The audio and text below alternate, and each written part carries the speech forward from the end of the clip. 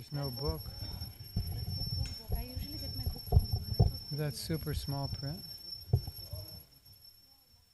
Shall I give you my phone? Jai Jai Sri Chaitanya Jai Nityananda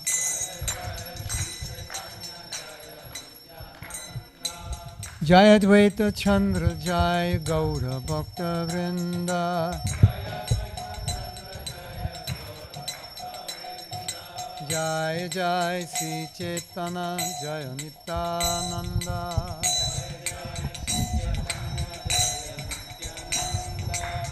Jai Advaita Chandra Jai Gaura Bhakta Vrinda Om Jai Jai Sri Chaitanya Jai Nityananda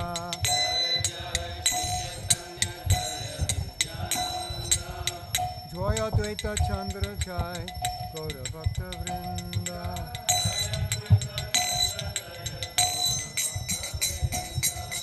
Jai Jai Sri Chaitanya Jai Nityananda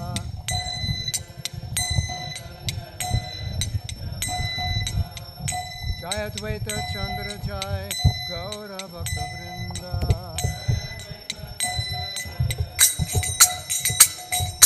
Jai Jai Sri Chaitanya Jaya Nityananda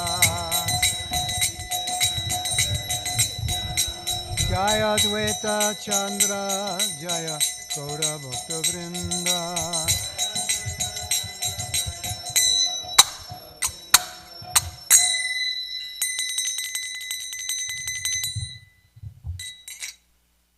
Namo Vishnu Padaya Krishna Prishtaya Bhutale Srimati Bhakti Vedanta Shamini Tinamane Namaste Saraswati Deve Gauravani Pacharine Nirvise Sasanyavari Paschachyasatarine Mukam Karuti Vachalam Pangulangaite Giringakrupa Tamaham Bande Siguru Dinatarinam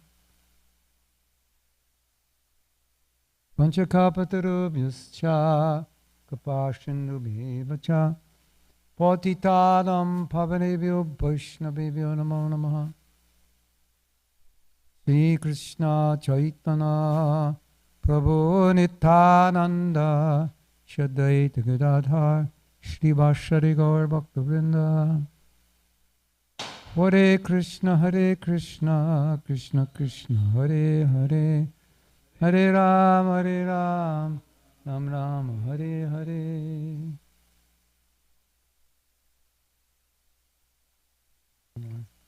Okay.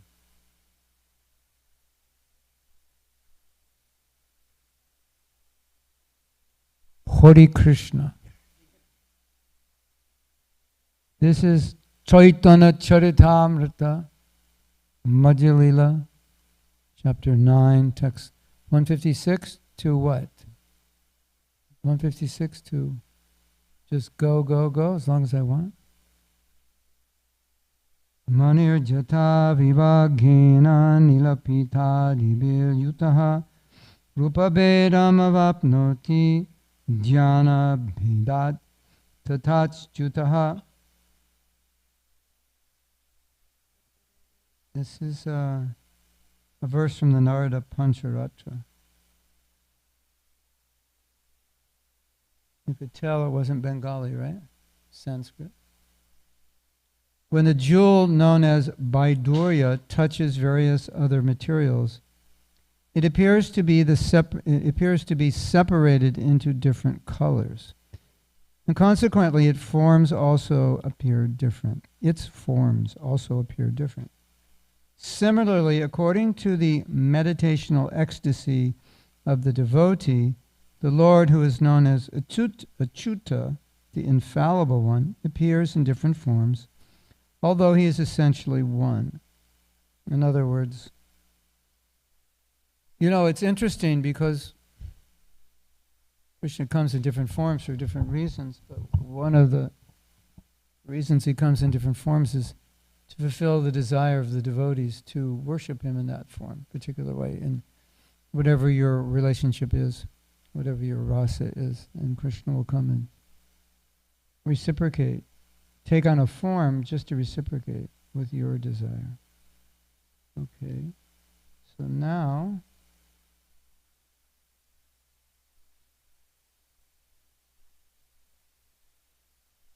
okay. Text 157. Bhatta kahi kahan ami jiva pamar kahan tumi se Krishna sakshat Ishvara. Translation. Venkata Bhatta then said, I am an ordinary fallen living entity, but you are Krishna, the Supreme Personality of Godhead. Text 158. Agada Ishvara Lila Kichui na Jani Tumi ye Kahang She Satya Korimani. The transcendental pastimes of the Lord are unfathomable.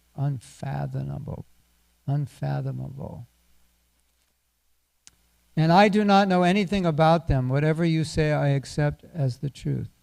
Purport. This is text what? 158. This is the way to understand the truth about the Supreme Personality of Godhead. After hearing the Bhagavad Gita, Arjuna said very much the same thing. Sarvam etadritam manye yanmam vadasi keshava nahite bhagavan vyaktim vidur deva nadhanavaha. O Krishna, I totally accept as truth all that you have told me. Neither the demigods nor the demons, O Lord, can understand your personality. That's Bhagavad Gita 10:14. It is not possible to understand the truth about the pastimes of the Lord simply by using our own logic, argument, and academic education. We must receive bona fide information from the Supreme Personality of Godhead, just as Arjuna received information when Krishna spoke the Bhagavad Gita. We have to accept the Bhagavad Gita or any other Vedic literature in good faith. These Vedic literatures are the only source of knowledge about the Lord. We must understand that we cannot comprehend the absolute truth by the speculative process. So I'm supposed to read up to 159, right? Yes? Anyway.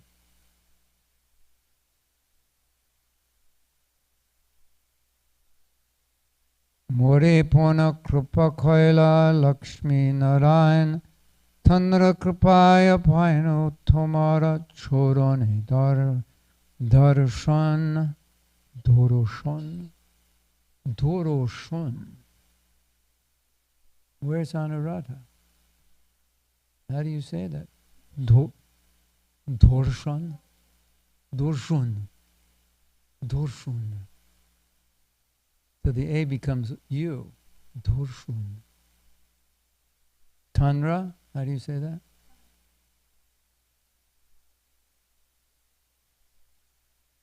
Tanra. Krupaya. Payano?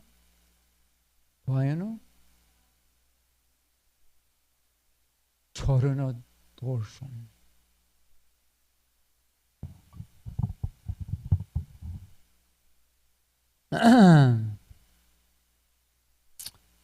Okay. I have been engaged in the service of Lakshmi Narayan, and it is due to their mercy that I have been able to see your lotus feet. Hare Krishna. So let's go back to the purport of the last verse.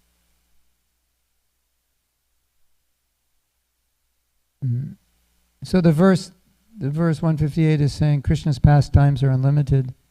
If you read the comment, if you ever read various commentaries on Krishna's pastimes, then the commentaries are often similar, but often there's different nuances in them, or sometimes different. And you also, as we discussed a few days ago, you can learn that within the pastimes there's backstories. This was so-and-so in their last life, and this is why they're in the Leela now. And when you read Ramayana, maybe even more Mahabharata, you see the complexity of the Leela. This happened, and that happened, and this happened, and that happened, and then it all came together. And it's like, ordinary life isn't that complicated. And so, by reading those Leelas, you begin to understand that because Krishna is who he is, then he can have very interesting, complicated, and Leelas that seem to have unlimited aspects to them and unlimited understanding. Like I believe in Chaitanya Bhagavat, it describes the marriage of Mahaprabhu, and it describes it like it just was going on forever. There was so much to it. It was like 1 or 2 days, but when you read it, it sounds like it was a month. But anyway, it says Face ID, and oh wait, I already forgot what you said.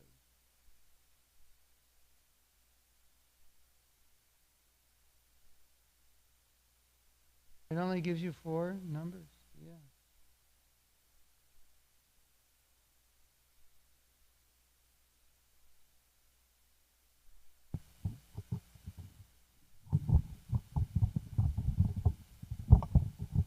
Krishna, Krishna, Hare Hare.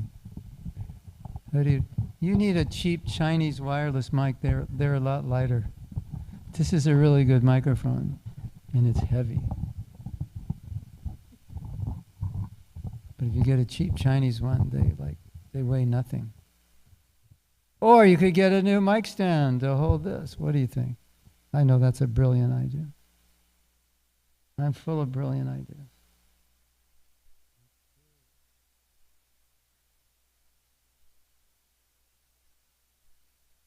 So, Prabhupada, in this purport, he's making a point. It's such a simple point. There's no way that you can understand Krishna. There's 2 ways to understand Krishna, and it's not through speculation, that's for sure. That's the point Prabhupada's making, because obviously Krishna's transcendental, so, nice try. Krishna's transcendental, and so the mind is not transcendental, the senses are not transcendental.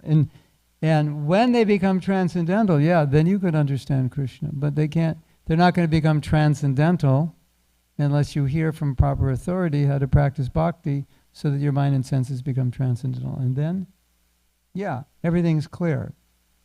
You know that story when Jadharani was doing a painting of the super soul, and she asked Prabhupada, is he sitting or standing? And Prabhupada said, that takes thousands of births to understand. He answered something like that. Then he closed his eyes. She was walking out. He closed his eyes. He said, he's standing. So,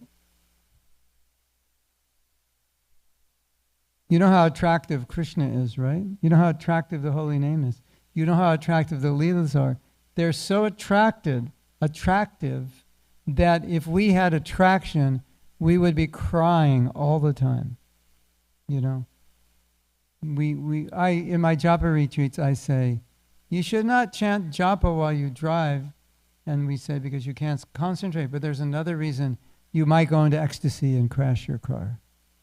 If you're a pure devotee and you chant japa while you're driving, you're going to go crazy like Mahaprabhu did, and you're going to crash, right? So, it's true. So, Raghunath Das Goswami, when he was reading his Bhagavatam, it was always wet because he was crying constantly. So, when the covering is removed completely, you'll chant japa, everyone will chant japa, and one devotee will come around with a mop, because in front of every devotee there'll be a puddle of water, and he'll have to like mop every 10 minutes, right? That's what would happen. And because Krishna is so beautiful, and we wouldn't be able, we can't contain the beauty. It's like too intense. It's too overwhelming. But we have a problem. We're covered, so we see Krishna, yeah, kind of. We chant, we hear the holy name, sort of. We read the Bhagavatam, kind of. It's like something's getting through, but there's Kunti says there's a curtain, Maya Javanika Achanam. There's a curtain of Maya. So for some of us, the curtain is thick and black. For some of us, it's thin. It's thin, silky, thin. You can see quite well through it. Some of us, it's kind of in the middle. And for the pure devotee, there's no curtain. So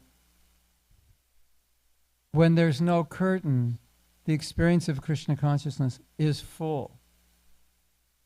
So, like you read in Shastra about the pure devotees and their experiences, and you might wonder, well, is that ever going to happen to me? The experiences they're having are normal. We're not normal. We're in an abnormal condition. So we can do inconceivable things like fall asleep hearing Bhagavatam. Like, pure devotees can't do that. It's not possible. But we have inconceivable Shakti. We can fall asleep during Bhagavatam class. We can fall asleep during japa. Right? We can overeat, oversleep. We can do so many amazing things.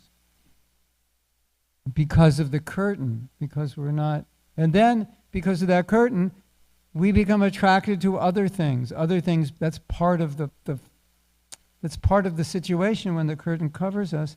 Then the attraction we have is for other things. So, we can fall asleep during Bhagavatam class, but some, newscast, we're like wide awake, right? So,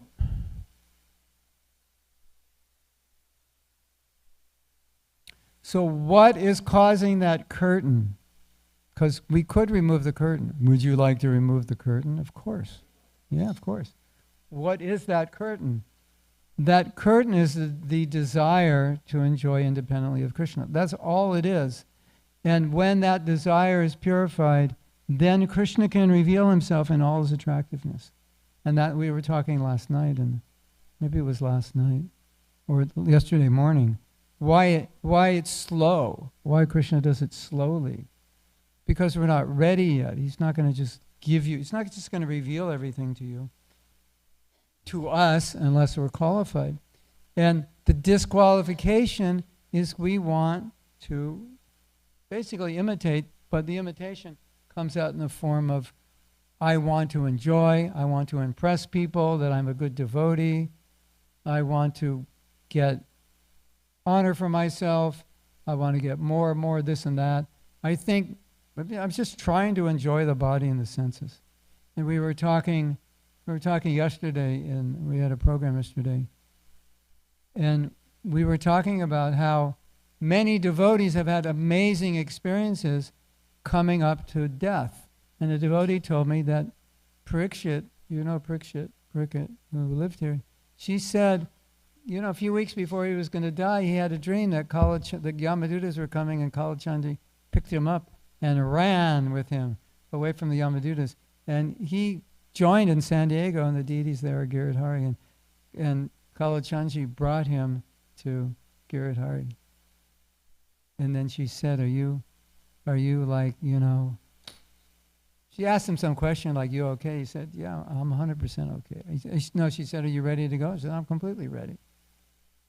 So what's happening is at that point when the body's breaking down, you can't enjoy anymore.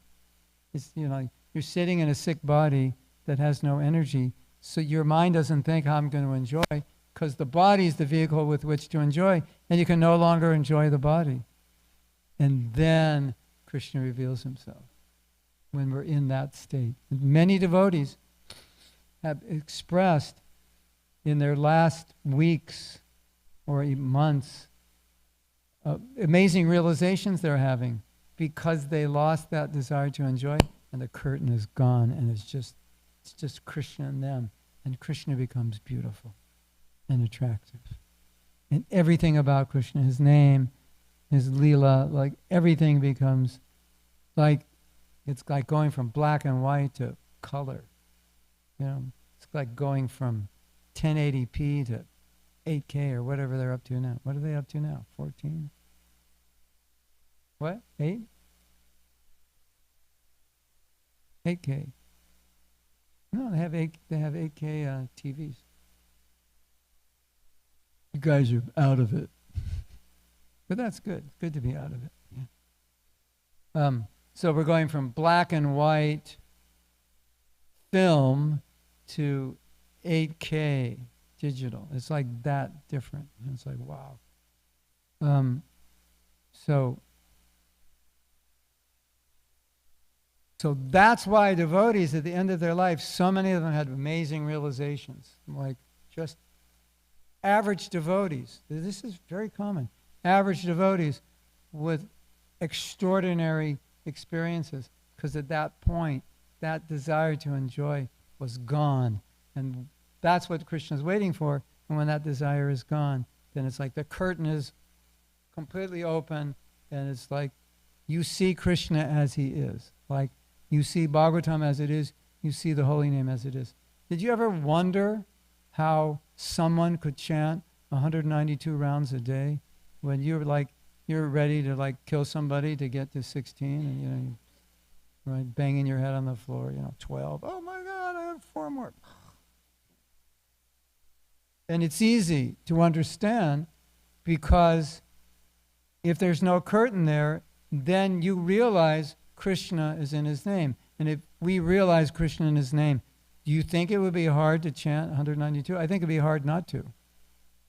Don't you agree? It would be hard to stop chanting. I can't stop chanting. Because like Rupa Goswami says, there's so much nectar in the holy name. I wish I had 1,000 mouths and 1,000 ears. Because it's Krishna, and we're not experiencing it because we want to enjoy. That many times devotees say, well, I chant, I don't feel good, or I don't experience happiness. I go, it's not for your happiness, it's for Krishna's. That's why you don't feel it. That's the curtain. You're trying to enjoy the holy name. Like, we try to enjoy everything, isn't it? Isn't it? Oh, there's a nice flower. Let's look at that. We're just like in enjoyment mode all the time. So then we can't taste it. And so when you chant for Krishna's pleasure, then you'll taste something. Because you're not the object. You are the object of Krishna's enjoyment. He's not the object of your enjoyment. I don't feel this when I'm chanting. Well, you're not supposed to. It's not about you. It's about him. And it's really funny. You say, I don't feel anything. Well, why don't you put some feeling into it? Maybe you feel something. I know what you say. When you mean I don't feel anything, I know what you mean. You mean I'm just trying to get my rounds done. That's what you mean. And all I feel is like, I have to get my rounds done. So you don't feel anything. You put some bhakti in it, you feel something. But that's another point. But Thakur Haridas, Srila Bhaktisiddhanta, others, they're chanting 192 rounds. 64 rounds times 3. Wow. That's because they realize Krishna's in his name. Don't you think you could do 192 rounds if you realized Krishna was in his name? Like, why would you want to sleep? It would be really difficult. Right? If I had full realization that Krishna is present in his name, or the deity, or in the Bhagavatam, or all these things, it would be really hard to sleep. And I wouldn't be very interested in it. And I wouldn't be very interested in eating, what to speak of mating and defending. Right? So because we have interest in those things, then Krishna wants to reveal himself to us. But we're not ready for it. We can't handle it, so he can't. So one devotee asked Prabhupada, why doesn't Krishna, just give us love. Like, why all this work? Just like, give us love. That's what he wants to give, so why doesn't he just give it? And Prabhupada said, you'd become proud. You're the only one in this temple who has love for Krishna. Wash my toenails. Basically what Prabhupada was saying is, you wouldn't be able to handle it. It's like, you're not, it's like, why don't you give my 12-year-old son a PhD in, whatever, rocket science? He doesn't understand it. He has to, learn step by step. So Krishna wants to reveal himself. So it's really us who don't, indirectly, we don't want him to reveal by our disqualification, because we want this, we want that, we want to enjoy this and that. And Krishna's sitting there crying like, I want to reveal myself to you, but you're not ready. He wants to fully. And so, like I say, at the time of death, you're definitely ready. When you know you're going to die in a week, like, how much attachment do you have? It's like everything's gone. You're completely ready. And Krishna says, good, now I can show myself. And then he starts showing himself. Have you ever heard stories about devotees leaving their bodies and the realizations they've had? There are many, many like that. So that's the qualification. Total detachment, no desire to enjoy this world, and now Krishna can say, here I am, check me out. I'm much more beautiful and attractive than you ever could have imagined. Right? So that's how Krishna reveals. And he, of course, as Prabhupada's saying, he reveals himself through the pure devotee. But that revelation is obviously different than an experience. So Prabhupada's making the point, just intellectually you can't understand unless you hear from a pure devotee, because Krishna is incomprehensible. And the only way you can comprehend him is if you hear from a pure devotee. But as we know, hearing is only part of it. And so if you want Krishna to reveal himself, then he's like so ready to do that. But he's waiting for us. And when you go back to Godhead, Krishna's going to say something like, what took you so long? Could you imagine you get back to Godhead and Krishna's like, I'm glad you made it. What took you so long? Like, how will you feel? Like, because I didn't want to detach. I didn't want to give up that desire to enjoy. So I kept coming back again and again and again and again. That's it. It's so simple. So Krishna right now, if he could talk to you, could be saying to you, I'm waiting for you, so get your act together. Don't blow it again. Don't remain attached to these stupid things because you think these stupid things are going to make you happy, but all they're doing is just keeping you separate from me so you can't appreciate my beauty.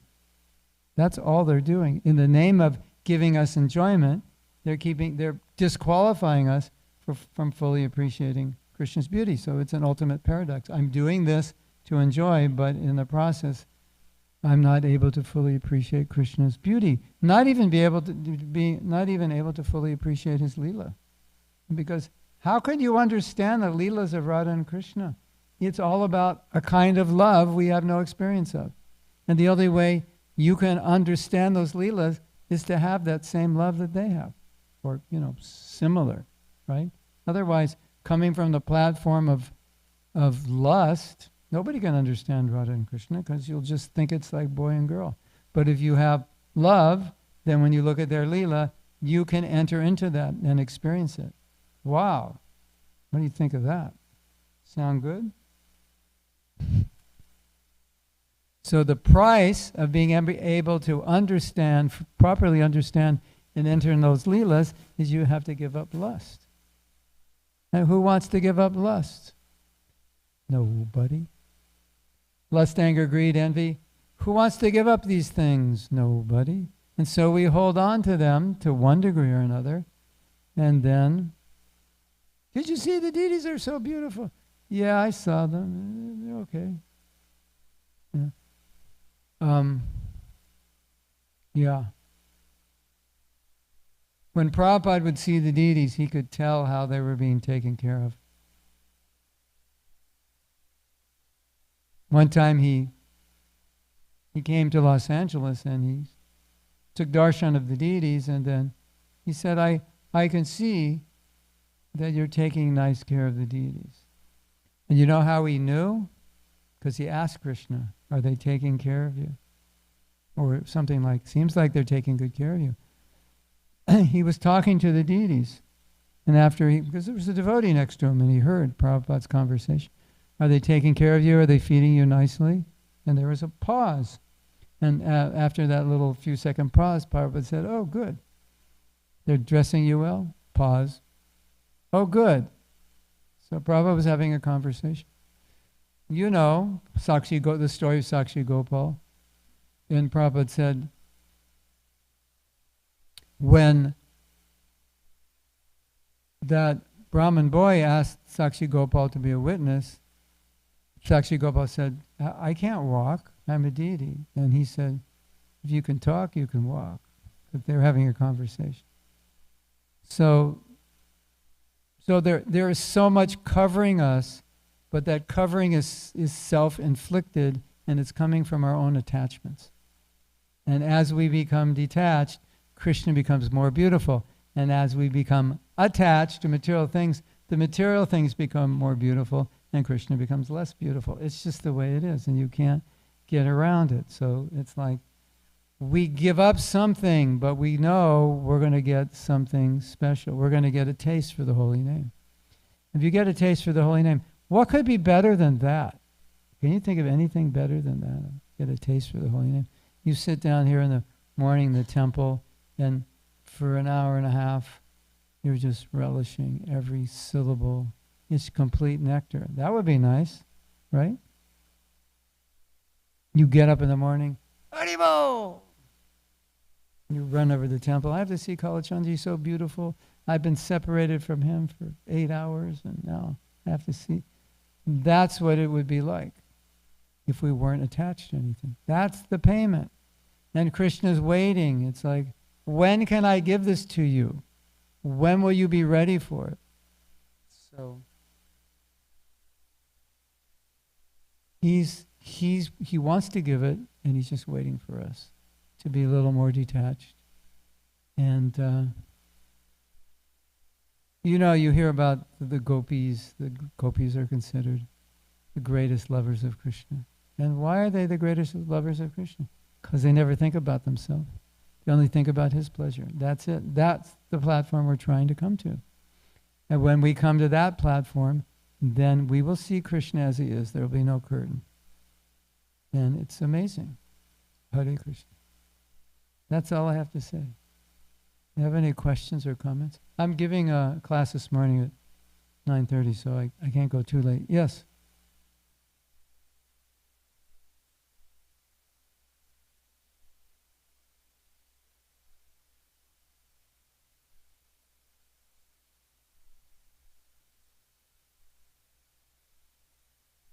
So many decades.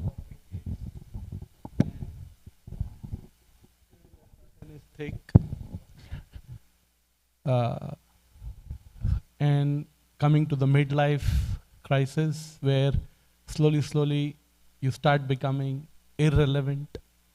Start becoming what? Irrelevant materially, like say like you being there or not being there might not be that important. Ambivalent. And still not able to experience Krishna and because of the thick cut, and how to make sure and not blow.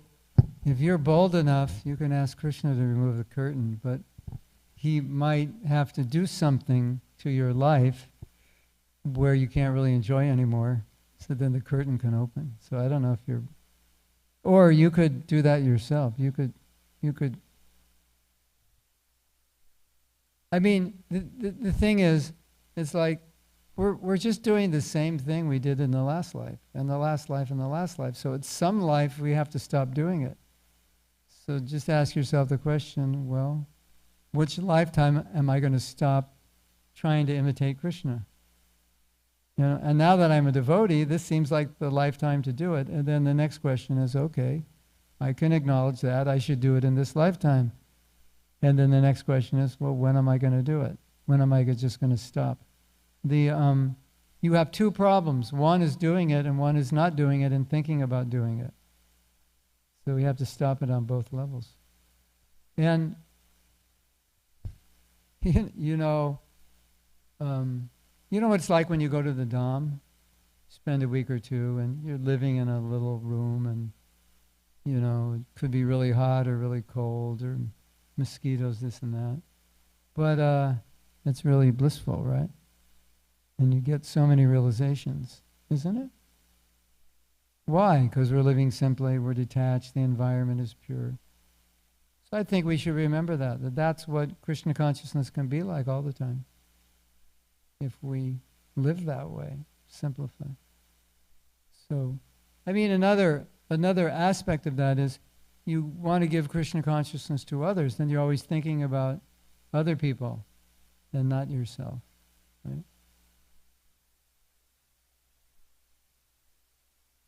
And then everything you have, you want to use for Krishna's pleasure. So it's not for me, it's for him. So this one devotee, when I was in South Africa, he picked me up in a Mercedes. And I said, nice car. Why'd you buy a Mercedes? He said, so I could pick up the Maharajas from the airport. Which I interpreted as, you like Mercedes and you needed a reason. So at least he's using, so something like that, like, okay, I like a Mercedes, but I'm going to use it for service. You know, that'll be the prime use. So like that. Yeah. I think contemplating these kinds of questions, like how to become a little more detached, a little more renounced, a little more simple, how to purify that desire. Well, every morning come in the temple, every morning you chant the holy name. You can pray for that. Krishna, purify me of my desire to imitate you and enjoy like you. And anytime you can do that a little bit and you get some taste, just remember it. Remember that experience. You know, try to cherish that. Cherish that. I remember this time when I was in this situation and I just said, Krishna, whatever you want, I'll do. And those are like the best rounds I've ever chanted. And it happens like that, you know. Sometimes you just feel like, Krishna, whatever you want to do with me. And then you get some like huge realization, or you read some shloka that you've read 10 million times, and all of a sudden it's popping out of the page, and isn't it? That's because that's how it works. It's like we're all like closed up, and if we open up, then Krishna can go, okay, you're open, I can deposit this realization. You're ready for it. So I think just understanding that is really where our impetus is going to come from. And then we do the process, and the process gradually purifies us. But the more we are able to imbibe Krishna consciousness, the faster it works on us. So we can do the same thing for decades, and we go like this far. But if we're a little more detached, then the same thing takes us much higher, because we're getting more taste, more realization, more inspiration. So that's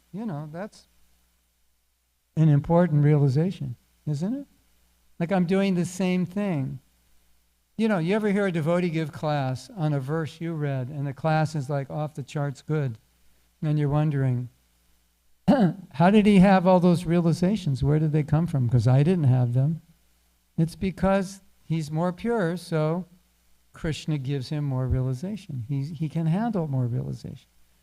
So instead of saying, well, 20 years from now, I'm still nowhere, if you put yourself in a situation in which Krishna can just give it to you more deeply, then you're going to make more advancement. Just how it works. And we're all, we can't just be detached. We're all in different levels, but at least we should understand that that's how it works. As we become detached, as we lose the desire to enjoy, Krishna's like, okay, now you have more room for me to put realization in your heart. Before it was like small. I could only put so much. Now I can put more. And then you'll see how everything becomes more attractive. Could you please elaborate what you mean when you say detachment? Nothing in this world is for my enjoyment. If nothing in this world is for my enjoyment, what would I be attached to? I'm very attached to my body. Why? Because my body is the source of my enjoyment. I'm very attached to my wife because she's the source of my enjoyment. My children, my house, my car, my money. It's all sources of enjoyment. And we're all attached to these things, right? I mean, you can't be totally detached because then you'd be like, couldn't live and you'd be abnormal. But like one devotee said to Prabhupada, he said, it was early in the movement and he was confused because, Bhagavatam says you shouldn't be attached to your family. So he was saying, so I shouldn't be attached to my children? And Prabhupada said, no, you should be attached to making them Krishna conscious. So you're attached to helping your wife be Krishna conscious. You make your home a temple. So that way you stay detached. It's not for me, I'm not the Lord. I'm not the Lord of the house. I'm not the enjoyer of my wife and kids, etc. I'm always a servant. When we're chanting Hare Krishna, we're praying for the bhav of a servant. That's what the Mahamantra means. When we say, Krishna, I want to serve you, it means I want the mentality of a servant. Because I don't have it. I have the mentality of an enjoyer. So it's not just engage me in your service. Give me the mentality that I want to engage in your service. So that kind of detachment. I just want to use everything for Krishna's service. I'm not attached to enjoying these things. Then Krishna consciousness becomes attractive. And we're in the world because we want to enjoy everything. And everyone who loves Krishna in the spiritual world only wants him to enjoy. That's all they think about. And so we're practicing here to become qualified to go there. And because when you go there, that's what you do. And you're not going to get there unless you're doing that here. I just heard this amazing thing Prabhupada said. He said, the highest service is deity worship because what you're doing with the deities is the same thing you're doing in the spiritual world. Wow. Hare Krishna.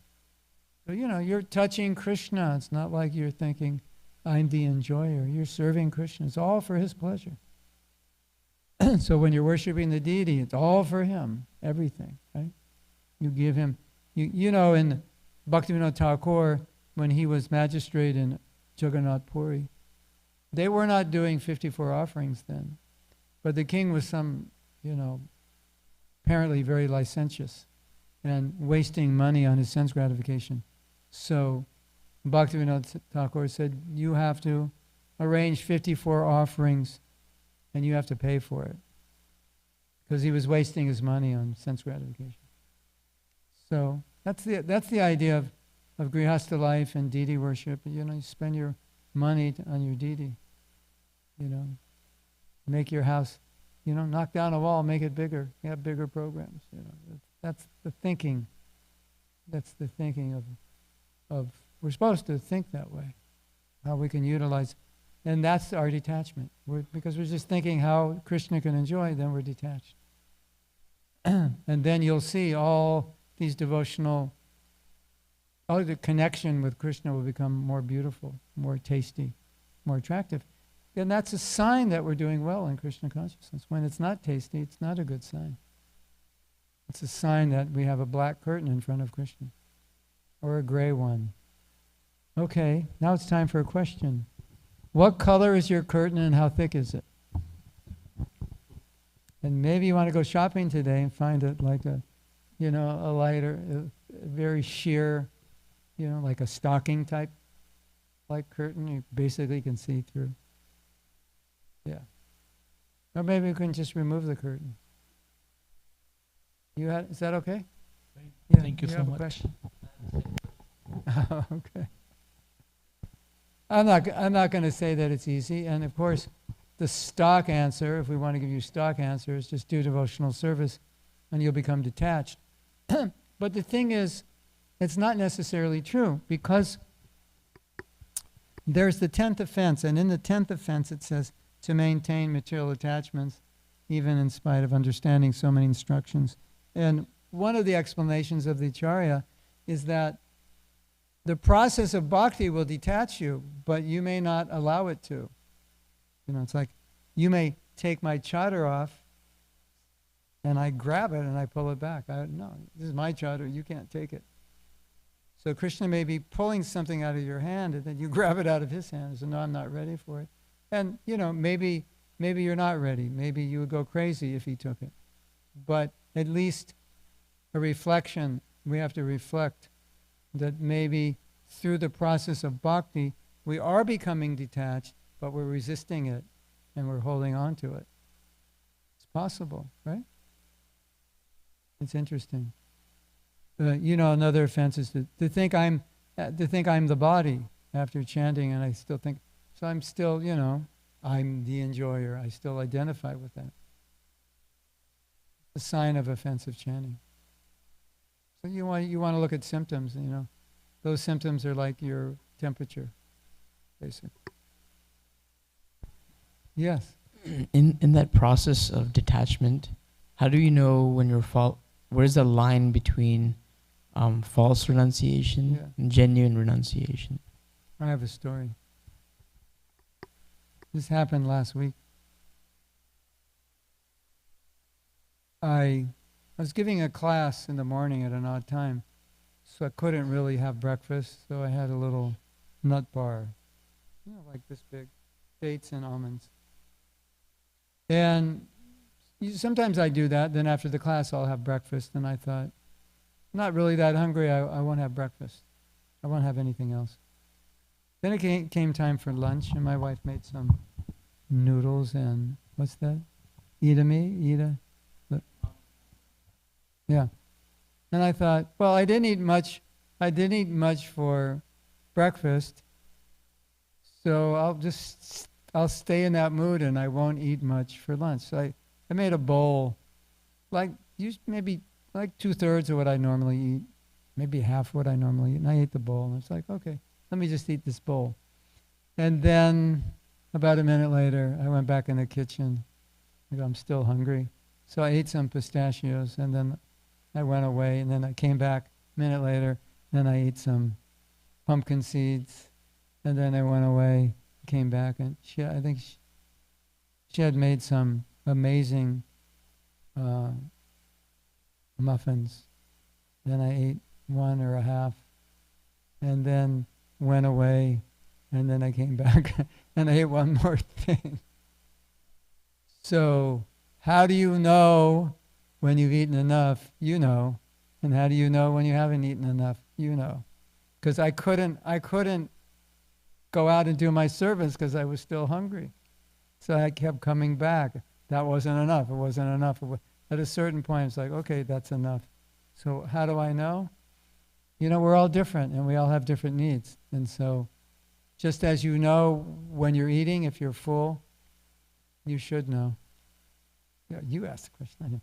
You should know, you know, what I need. You know that point when you eat, where you hit that point and go, this is enough, but I want to eat more. You know that point, because especially if it's good.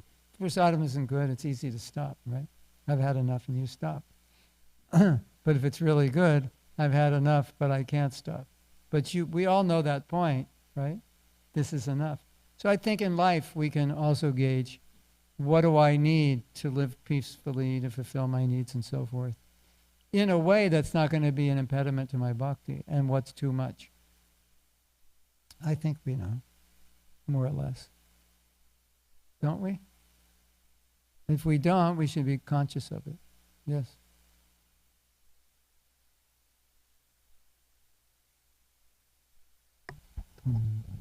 Hare Krishna Prabhu, thank you so much. Two things I was thinking when you were giving the class. Narottam Das Thakur sings that Bishoya Chariya Kabe Shuddha Hobe Mon, Kabe Ham Herabo Shri Vrindavan. That was the theme for your entire class. When will my material desire get purified and I actually enter Vrindavan? Good So point. yeah, so I was thinking of that, and as you said, that some devotee might be speaking on the same verse that you would have spoken. Actually, I by mistake, instead of giving you the end verse, I gave you the starting verse. So you repeated the verses that we chanted last Sunday. And I spoke nothing closer to what you spoke. So definitely I understand how detachment and the experience can make Krishna gives better realization for sure. So Yeah. you're the testimony, Prabhu. I Hare just wanted to thank you, and I wish we had Chaitanya Charitamrita this way than the way we usually do. I mean, speaking for myself. Thank you Hare again, Krishna. and You're please welcome. visit us more often, Prabhu. Thank you. Hare Hare Krishna. Krishna. Vishaya chariya kabe shuddha hobe ma. Thank you. When I give up my desire for sense gratification, shuddha hobe mana, then my mind will become purified, and then I can see Vrindavan as it is. Yeah, that's basically what I was saying. That's in the verse. Or you could add, then I can see Radha Krishna Leela as it is.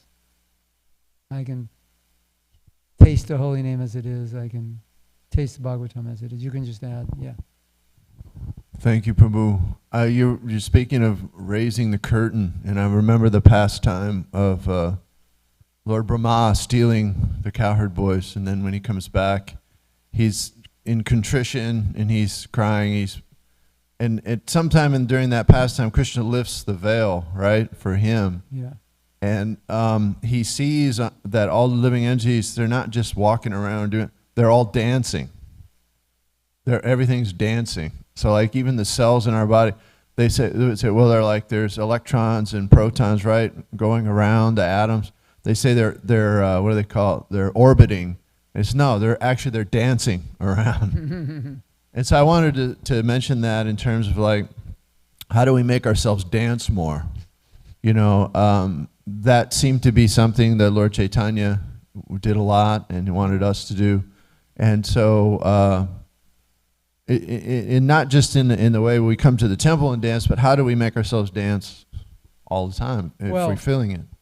Well, something that deeply impressed me about Prabhupada was that there was a theme, even if it was unstated. The theme was always there in his lectures. And the theme was that you are fortunate, and you don't realize how fortunate you are. And you're the most fortunate. And you have Mahaprabhu's mercy. And with Mahaprabhu's mercy and my help, you can go back to Godhead in this lifetime. So, I heard that so many times. I lived in Los Angeles for 3 months. And Prabhupada was there, I think, maybe the whole time or 2 months or so. So I heard every day class. So you imagine hearing class every day from Prabhupada, you pick up on the theme. That's always underlying. So, you know how in Rupa Goswami says, Utsahan, be enthusiastic. And be patient and be tolerant and so many things. He wouldn't have, if enthusiasm was just natural, as a natural byproduct of lower states of bhakti, he wouldn't have to say be enthusiastic. Because that would be redundant. We already would be. And sometimes we are, naturally. But the implication of saying be enthusiastic is that sometimes you may not be. And so that idea, joined with Prabhupada's idea that you're so fortunate, would always make me enthusiastic even if I wasn't. And there's a story maybe you've heard. In Juhu, I don't know if you know this, but they had to get a certain permit to build a temple. But it so happened, and they didn't know this, that Mr. Nair, who was trying to cheat us, his lawyers were our lawyers, and we didn't know. Our lawyers were on his side. And so they arranged, I guess they bribed the municipality to not give the permit. And so the devotees would go every day and they go, yes, yes, come tomorrow, yes, yes, And they just thought, well, that's just, normal bureaucracy. But it hit a point, it wasn't normal. They couldn't. And one of the devotees was very discouraged, and Prabhupada could see that. And Prabhupada was there at the Arti, Sandhya Arti. And then Prabhupada gave Bhagavad Gita class, and he saw that the devotee was just sitting down, really discouraged.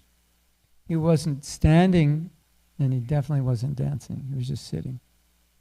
And during the Bhagavad Gita class, Prabhupada said, you should dance in the kirtan even if you don't get the municipal permit.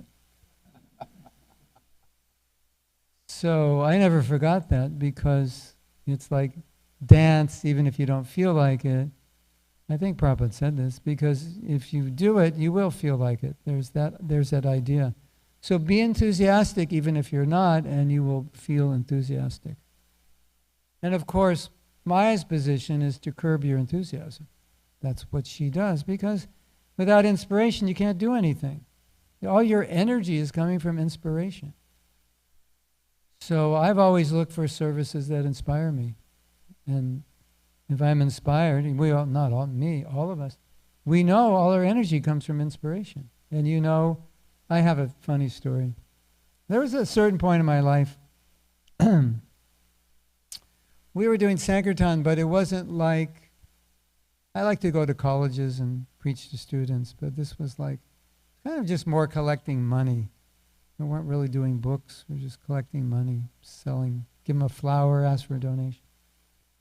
And when they would say, this is true story, when they would say, it's time to go on Sankirtan, and this is the Sankirtan we're going on, I would start immediately yawning. Like immediately, they just say the word Sankirtan, the connotation is you're going to go out, you know, in your Western dress, and you're going to go up to people and say, here's a flower, we're helping, whatever. Something, you know. I would start yawning. And so many times in my life, when I'm traveling and we have programs in the evening, and we're leaving like 7 or 7:30, and I'm exhausted.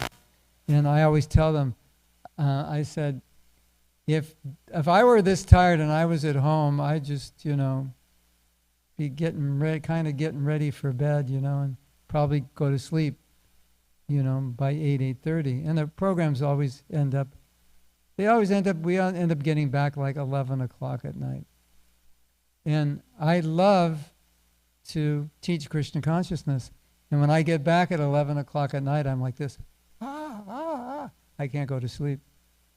And I don't know if you remember, Janava, but after the surgery, I couldn't really talk. I didn't have much breath. But when people would come visit me, I could talk. You remember that? Like somehow I could talk. And she was saying, don't talk so much, you know, you'll get tired. And I go, no, when I stop talking, that's when I get tired. I swear, when I stopped talking, I was like, I'm so tired. I can't talk. But while I was talking, it was somehow or other, you know. So that's just the way it is. So we have to be inspired somehow. And we have to be inspired even if we're not inspired, and figure out how to be inspired. And, you know, I'm tired, I want to dance. Dance anyway. And dance in your life, in Krishna consciousness. Otherwise, you know who Maya is looking for? She's looking for the devotees who are not inspired. You know, she's coming checking you all out. You know, she doesn't want to do hard work, so she wants to pick the whole low-hanging fruit, you know, the uninspired ones. Oh, you know, that's easy work, you know. Just dangle something in front of them and they go for it. Nothing better going on, right? They're not inspired in bhakti. She offers something better, they go for it. But if you're inspired in bhakti, it's just like, okay, I'll leave you alone, you know. I don't want to bother your service. So,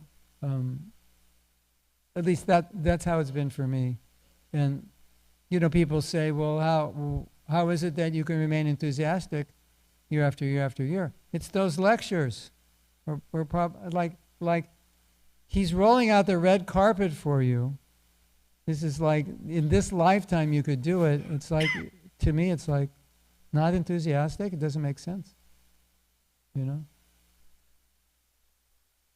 Like your father, you know, he set you up to start a business. He has the best people helping you, all the resources you need. Nah, I don't think so. I'll just get a job at Walmart, you know. That's what it's something like that. You know, nah, whatever, you know. Always another life. And then Prabhupada gave a lecture, and I was at this lecture.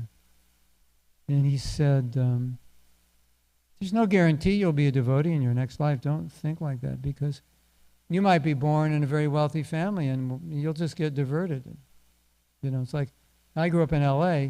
How many people from Beverly Hills are devotees, you know? If you take birth in Beverly Hills because of some piety or past bhakti, well, as far as I know, nobody from Beverly Hills became a devotee.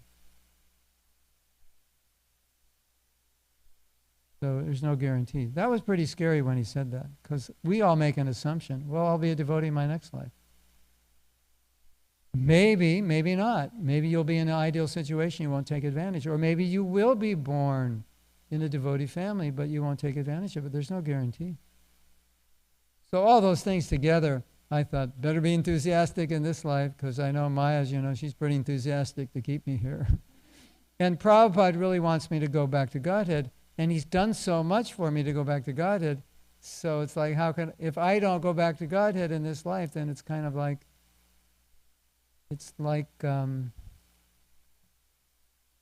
almost like a slap in the face. Like, you did all this, you know, you gave me the millions, you gave me all the right people and the job, and I'm not going to do it. It's a slap in the face to your father. That's how I feel. That just keeps me going. Even if I never felt like I couldn't keep going, because those thoughts just kept me going. So even when I didn't want to keep going, it was like, well, of course I have to keep going, you know, like, he's given me everything, he expects me to keep doing it. And then when you execute the order of your guru, you feel his presence. So even though he's gone, that you feel very close. You can't really feel close unless you're doing what he wanted you to do. And then as you're doing it, you're like, yeah. In 1970, Prabhupada came to San Francisco for the Rath Yatra, and I was there when he came, and he came to the temple, but he didn't walk in the temple room. He just stood outside. It was a storefront, so he stood on the street for a few minutes, and he was just observing. And we didn't know why, but later he told us that there were so many brahmacharis in the temple and so many devotees. I don't think there'd ever been that many devotees in one place. And we all had shaven our heads. And we wore these polyester dhotis, and they never fade, and there's no wrinkles. They're very shiny. So a whole temple of, 20-year-olds, shaved head and long sikas, and tilak, and polyester, shiny saffron tangerine. And Prabhupada just was looking at it. And later he said that he was so just overwhelmed by it, he called his spiritual master to come see it. So when you do the mission of your guru, you always feel his presence. You feel like he's, yeah, Prabhupada, look, you wanted me to do this, I'm doing it. Come look, I'm doing it, Is it okay? Is everything? Yes, so it's like that. And how can you not do that and live with yourself, right? The thing is, if you should be Krishna conscious and you're not doing as well as you could be, you have to live with yourself, with that guilt. Who wants to live with it? It's better to do a little austerity and you don't have to live with that. Just try your best. If you just try your best, there's no guilt or shame, because you can't do better than that. And even if that's not enough, still, it's as much as you can do. And that's all Krishna expects. It's not like he's evaluating who's doing more. It's just you do what you can. This is who I am, this is where I'm at, and this is what I can do. And I will do that as best I can. And maybe, you have a lot of nice things, and you have a nice home, and a nice car, and this and that, and you just say, Krishna, I wish I were more detached, but I need this. This is what I need, but still I'm going to do my best to serve you. Do the best I can. And we're conditioned. So sometimes the best is like, I could do better, but I'm conditioned. But at least I'm trying my best. I was giving a talk in Alachua on Prabhupada's disappearance day, and I was really feeling like my whole life as a devotee, I felt like, I wish I were more intelligent, because I could have done something better for Prabhupada. I wish I was more this or more that, then I could have done more better. If I wish I were a better manager, I could have done big projects. I wish I was a better book distributor, I could have done all these things. I think we all feel that way, right? Like I'm lacking, and if I wasn't lacking so much, I could do better. And so my realization was, Prabhupada, this is what you got, you know, with all my limitations and lack of abilities and intelligence. It's like, this is what I bring to the table. This is what you have, but I will give you the best of this. And so many devotees said, wow, that was really, I really related to that, you know, because what can you do? You can only give the best of who you are. So, you know, maybe you're attached to something and you can't let it go, and you go to Prabhupada, I'm just like, I'm attached to this. I'm not ready to let it go, and I know I should, but I can't. But I'm still going to, you know, this is my limitation, but I will give you the best of what I can give you. I will give you my sincerity and like that. So I think that's all we can do. And that way we don't have to feel guilty about our attachments, because these attachments have been cultivated for a lifetime, so you can't just knock them out tomorrow. So we have to live with them. Yeah, I need this, I need that, I wish I didn't. But I do, I need these things. But still, in spite of my lackings and attachments, Prabhupada or Guru Maharaj, I will give you my best. Whatever it is, and that's the best we can do. And that way, you can feel satisfied. And you don't have to feel guilty and full of shame and, you know, this is the best I can do. As long as you're doing the best. Yeah. Okay, anything else? Yes, Guru Maharaj, please accept my humble obeisances. So in terms of dissolving that curtain, like you said, we don't want it to be too drastic because we may not be able to tolerate it, so we cannot pray, or recommended that we cannot pray in that way, just lift up that curtain. So how about if we have a prayer that, Krishna, please let me serve devotees with humility and love, and very genuinely meaning that, not in an artificial way. Yes. Would that be a less drastic way of the curtain being lifted? Well, that's one of the ways for it to be lifted, yeah. I mean, ultimately, we can't just detach. That Krishna has to help us. But if we have the desire, then, you know, like I say, Krishna, I want to be more detached, but I'm not. And I recognize these attachments, but, you know, please help me. And so as I do my service, I serve the Vaishnavas and so forth. Yes, we should. As we do that, if that's our desire, Krishna will help us. You know, in one sense, detachment is quite easy. It's just, we relish Krishna consciousness so much that other things become less important. I mean, how? You know, I think I was saying the other day in class, after my surgery, I was in some, I don't know where I was, but I'm in some altered state. And it was like I'd gone to the spiritual world or something. Can't really describe it, but what I can describe is when, you know, after the operation and I, you know, came back to consciousness, everything in this world seemed stupid. Like, you know, I'd be doing my messages on, you know, WhatsApp and this and that, but then, you know, because you're on your phone, ads come up. And I would think, why are you doing that? You know, you should be chanting Hare Krishna. I was like so in that world of like, I was just like with Krishna for the last few days. Or I don't know where I was, but I wasn't in this world. And so when I saw the things of this world, I was like, this is stupid. Why are you doing this? You should be chanting Hare Krishna. I was like, so some of that, you know, that's what will happen as we progress in devotional service. It just naturally will feel that way more and more. Can't force it, and we're all different. But certainly we can pray for it. Because that prayer shows that I'm open and I'm not resistant. And resistance is a big problem. You know, part of the question, you know, why is it slow? Maybe we're resistant to it being fast. Maybe Krishna's pulling and we're just like, we got a tug of war with Krishna. He's like, come on, come on. And we're like, not so fast, Krishna. take it a little easy, you know, I don't know if I'm ready, you know.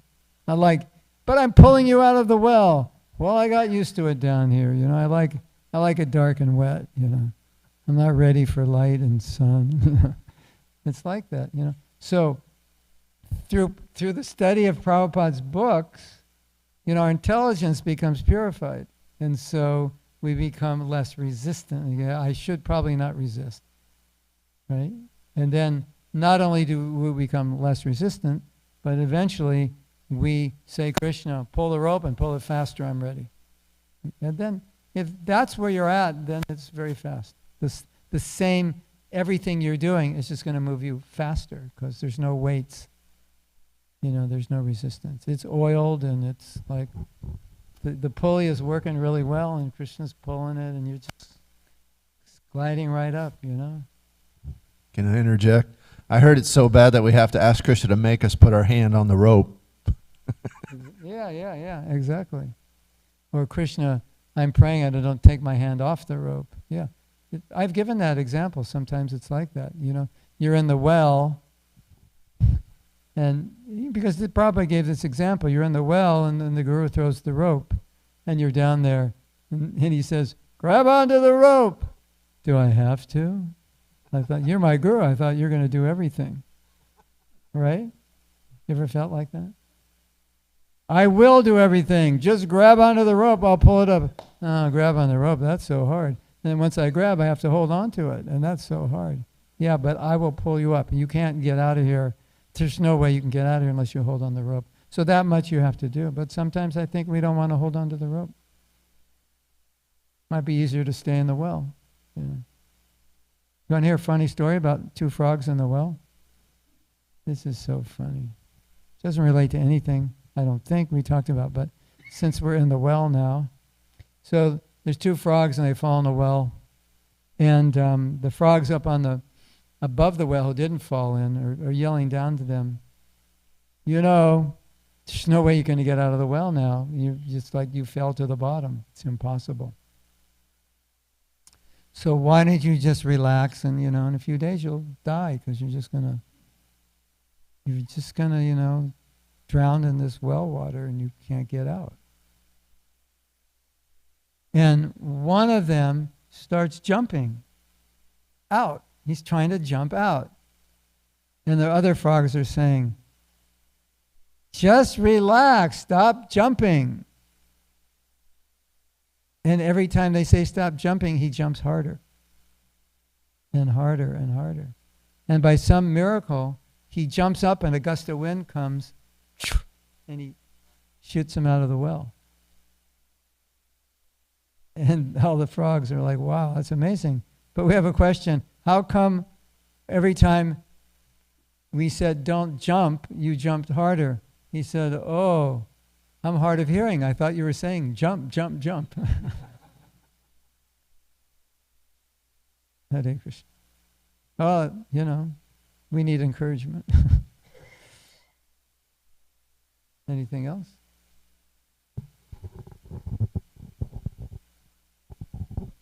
I'm like, Dharma will take care of that.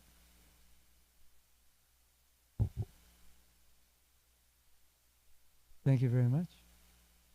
Oh yeah, we have some books, some of my books, for those who didn't come to the other programs, if you're interested. We have a book on japa, we have a book on self-care, we have two books on how to practice bhakti, and we have shirts. Oh.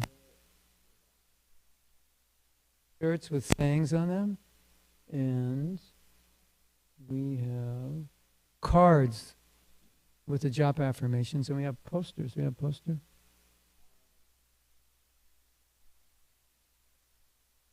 Yeah, I brought 15 the other day. Did we sell them all? Yeah. So, yeah, and then we'll have, I think somewhere tonight, the prasadam room we'll have also. And these are t-shirts with Krishna conscious sayings that I came up during classes, just like spontaneously. We came up with one yesterday. Can't remember what it was. I come up with so many. And the ones we like the most, we make t-shirts. So, and some of them are pretty interesting. Like we have one, I don't know if we sold it. It says, you're full of chit. And we have another one that says, we have another one, I think we didn't, it's not printed, it says you're a piece of chit. Because this is all, chitkana. Chitkana means you're a particle of consciousness. So chitkana means you're a piece of chit. So like that. And we have another one that says tolerate happiness. This is like for like non-devotees. Do they look at that and go, what is chit? Why would you tolerate happiness? And we have some others. Love the people you hate, even if you hate to love them. Ignorance is a choice. Sadhu in progress, please, sorry for the inconvenience. And it's like a construction sign with the sadhu meditating. Like that. So this all helps my preaching if you want to buy anything. And the books will help both of us. They help my preaching and yours as well. Thank you very much. And who do they see? You're taking care? Yeah. Okay. Hare Krishna. I have to get ready now for another class. We're doing a class at Krishna House on forgiveness this morning at 9:30. You're all invited for 3 hours if you'd like to come. Hare Krishna. And forgiveness also means to forgive ourselves. So you don't have anyone to forgive, you can forgive yourself. Thank you very much. Srila Prabhupada ki jai. His Grace Mahatma Prabhu ki. Krishna Padaya Krishna.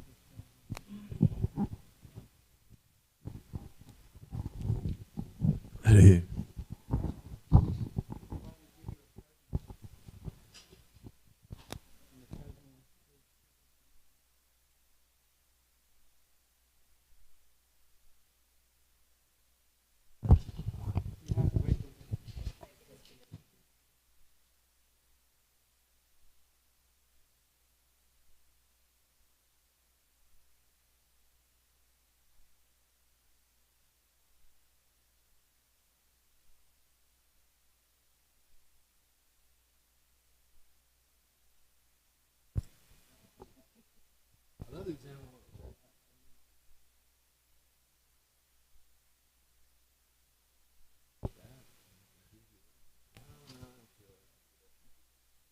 It's so true. I'll remember that forever. People say it's not much trouble. Not as much trouble as birth and death. It's all there.